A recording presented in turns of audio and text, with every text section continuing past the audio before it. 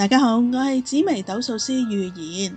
預言咧平日咧就好少講鬼故噶，但係咧每逢農曆7月啦，都會講一個靈異嘅故事嘅噃。今次咧就同大家講一個咧比較特別啲嘅，係關於咧預言認識嘅一位靈感特別厲害嘅朋友嘅故仔噃。預言咧就叫呢位朋友做 A 啦。A 嘅靈感咧通常咧就出現喺夢境裏邊嘅噃。某一年A 嘅朋友咧就新居入伙啦，咁佢邀請咧 A 去佢嘅新居入邊。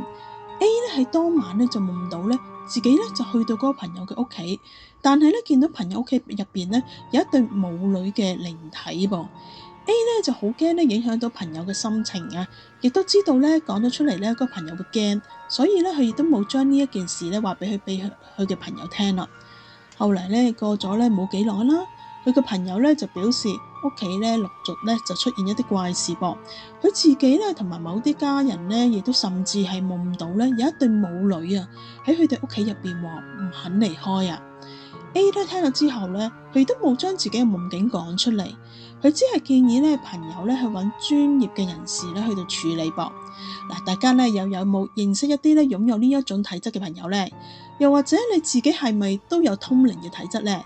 不妨喺呢一個嘅留言區度同預言分享一下。農曆7月啦，體質敏感嘅人士咧，尤其係要小心噶。最簡單咧就係佩戴鹽包啦，一啲辟邪嘅水晶，例如係黑曜石啊、黑髮晶啊、碧璽咁樣，亦都可以咧買一啲碌柚葉或者碌柚葉嘅鹼液啊。喺農曆7月期間咧就洗幾次身啦。嗱，記得咧少着咧一啲大紅或者大黑色嘅衫噃。嗱，預言祝福大家都要咧平平安安度過農曆7月啦。預言咧會同大家咧分享更加多可以幫你咧改善命運嘅方法，同埋咧得意嘅命理。歡迎訂閱、分享、讚好預言說命運啦。下次再傾啦，拜拜。